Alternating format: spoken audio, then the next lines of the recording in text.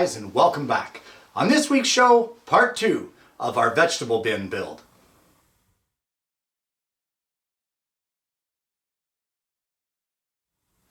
Well, we're going to start with two things at the beginning of this section of the show. Last week we got the carcass all glued up and that's all dry and ready to go.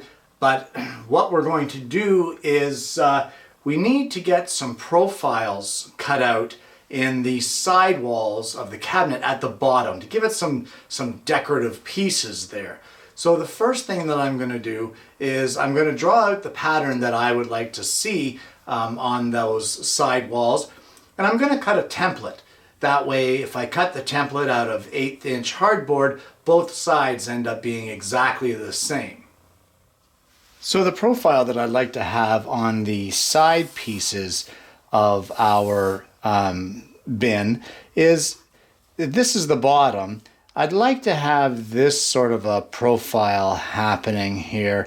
And then, of course, it'd be like that. I know that's a little rough. And I'd also like to have the same sort of one on the front.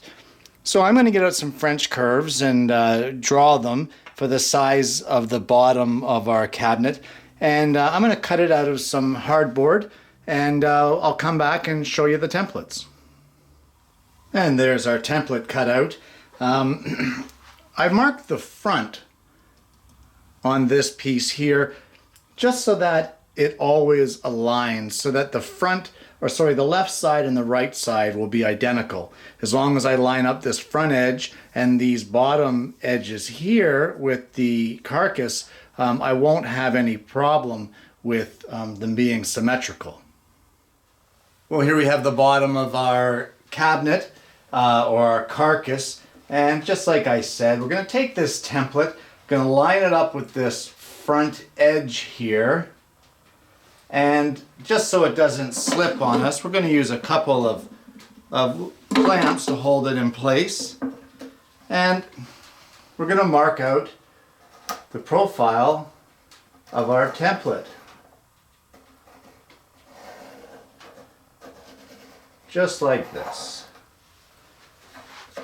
Now, we could have done this earlier with the scroll saw, but hindsight's 20/20, so there's more than one way to skin a cat here. So I'm just going to use a jigsaw and cut out this profile and sand it up on both sides.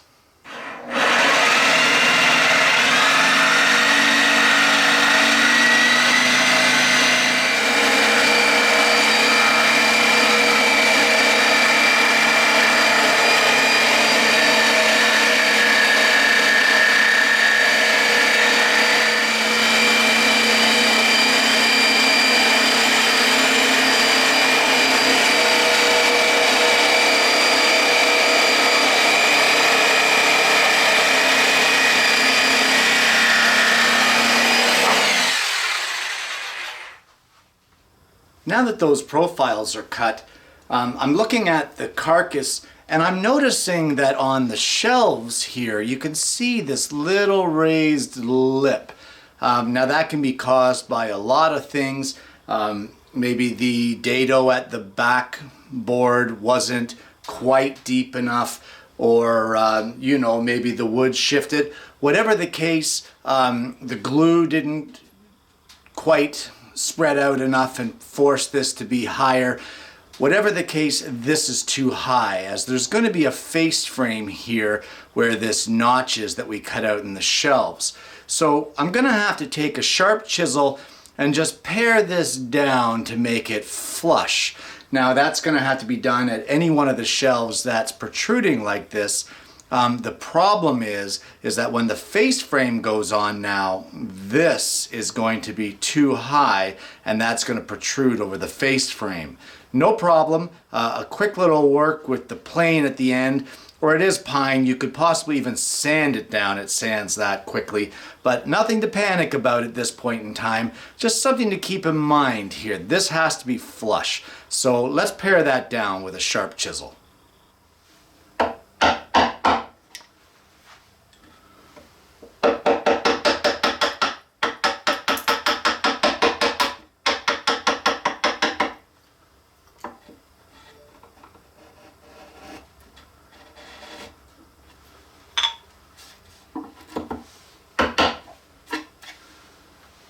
And just like that, it's nice and flush.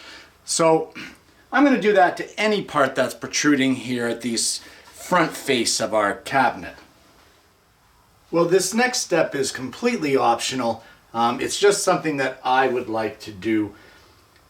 I've removed, or I'm trying not to use any metal in this cabinet, but I'm not a fan of just using dados and glue for the joinery.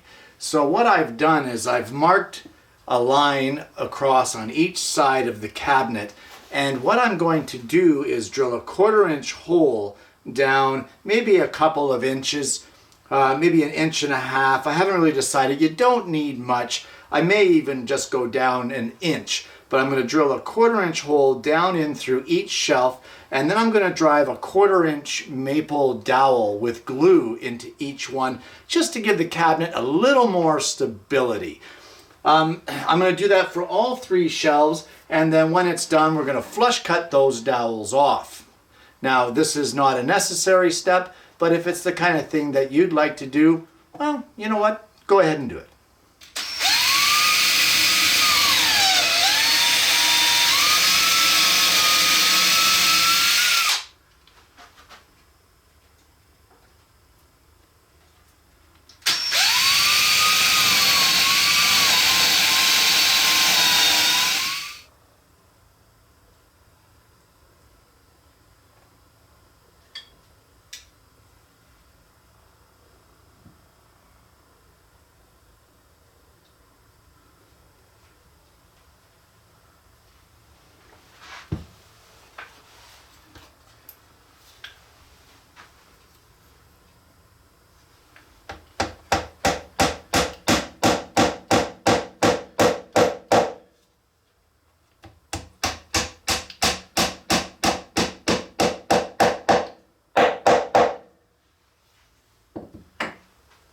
Just something that I'd like to point out.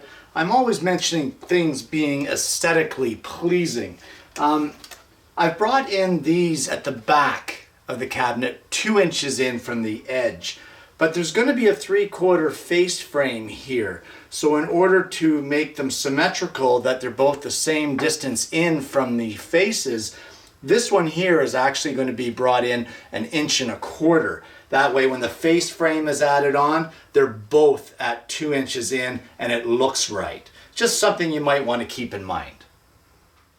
And now that we have the dowels or the pins in place, a flush cut saw makes pretty short work to trim them up and get them cut nice and flush. Now there's going to be finish sanding to do, but you can at least get them trimmed off so that you can do the other side.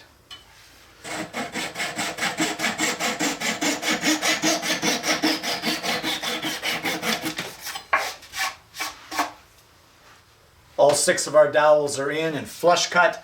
I guess the next step that we want to do is to cut the side pieces here for the face frame of our carcass. And for that, we're going to need pieces that are 39.25 inches long. They're going to be 3/4 of an inch thick and 1 9/16 of an inch wide. Well, we have the 2 side pieces for the face frame cut, and we've just got them dry fit into place. At this point, we need to cut 2 more pieces for the face frame. One will be the bottom section right here, and the other will be the top crossbar that goes at the top of this vegetable bin. What you want to do is clamp these pieces in place temporarily and then take a measurement edge to edge so that you know the length to make. What we're going to do is we're going to cut a mortise into these side pieces and a tenon into the next piece that you cut in order for these pieces to fit nice and secure and nice and snug and give it some nice solid joinery. So let's take this measurement. It's going to be 2 inches wide, the top and the bottom, out of 3/4 inch pine, and whatever measurement you get here, edge to edge, will be your length. So we've cut these pieces for the face frame, and it turns out that they were 18 inches long. If you've been following along, chances are yours are the same dimension. But it's at this point now that I'm going to cut the mortise and tenon. So the tenon in these cross pieces is going to be 1/4 of an inch thick. And obviously then the mortise in the receiving piece is also going to be 1/4 of an inch thick.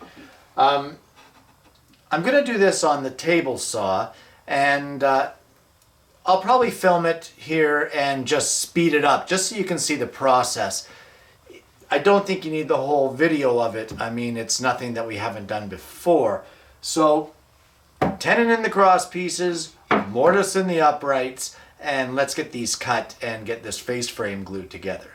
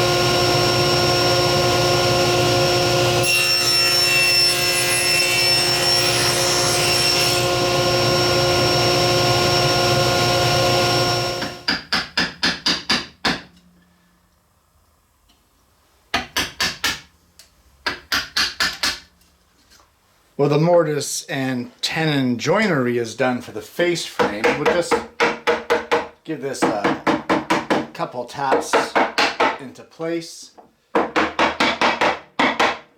And you can see how awesome this joinery is. I mean, it looks great. It's solid. It's perfectly square. Make sure you check yours. If you made sure that your blade and your miter fence, etc., etc., etc., is all nice and square, you shouldn't have any problems. I do see now, just as I said earlier in the show, where I've adjusted for that height of the notch, there is some irregularities with some parts being a little high. I'm not concerned. A little bit of trimming with a hand plane or even hand sanding will do the trick. So there's one more profile that we need to cut, and it's in the bottom cross piece here. And I talked about it at the beginning of today's show, and that would be that cutout profile. So I'm going to take the bottom piece out of here. Using the template that I made, I'm going to transfer the design onto this piece, and then we're going to cut it out from the scroll saw, and then or with the scroll saw rather, and I'll bring it back to you and show you what we've got. Just before I show you that profile, I just want to show you this joinery here with the mortise and the tenon. Guys, don't think that this is beyond your woodworking ability. With some careful measuring and some test cuts, your mortise and tenon joint can be just as nice as this one. It's a little proud right here. I'm not too concerned. That can be adjusted. You got to give this type of joinery a try. Don't discount it out of your woodworking arsenal. You guys can do this. If I can do it, you can do it. And there is our face frame piece at the bottom. So let's glue this all together now. And there we have the carcass glued up. We're going to let this dry up, let the glue set, etc. If you're building this for your lovely wife, or if you're the female woodworker of the house, if you're building it for your husband, and they have ever said to you, you're buying more clamps, how many clamps do you need? Well, have a look at this and tell him Kenny says you can never have enough clamps. I've said it before, I'm saying it again. You can never have enough clamps. Period. Let this dry up, guys. Let all your glue dry. And once you're confident that the glue is dried and you're happy with what you have, take a random orbital sander to this thing, and we're going to sand this one down to 220 grit. And once that's done, we're going to move on to the bins of this project.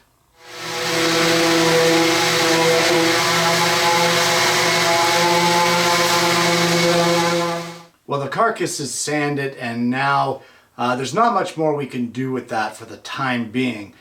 We could make the top, but we'll do that later.